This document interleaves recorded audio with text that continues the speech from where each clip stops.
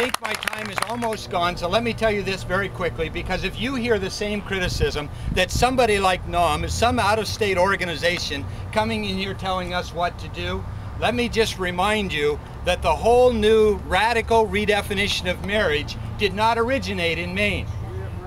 They came to our state telling us we had to change our definition of marriage. They sent money, they sent people, they're still sending money, still sending people into Maine to tell us what we should believe about marriage. So don't believe it when you hear this nonsense about out-of-state people. It is a national struggle that we're a part of, and we will take and we will encourage all the help that we can find to defend marriage here in the state of Maine.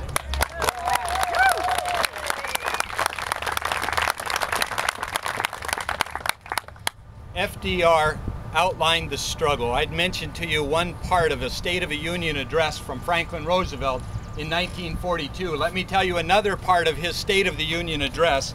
This is what he said, and I quote, "Our enemies are guided by brutal cynicism, by unholy contempt for the human race.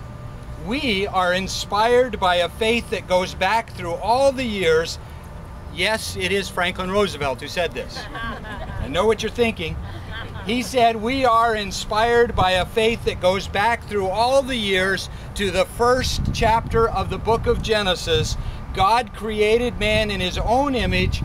We are on our side, are striving to be true to that divine heritage." My friends, we have now moved from that first chapter of the book of Genesis to the second chapter of the book of Genesis, where we find that God's design for marriage, for family, and for society is built on this foundation. "For this reason, a man shall leave his father and mother and be joined to his wife, and they shall become one flesh." Marriage to the man and a woman is God's design. It is society's best foundation. It is marriage, and it has fallen upon us in this day to defend this sacred institution. We have to do that. We have to do it here. We have to do it now. Thank you for standing with us.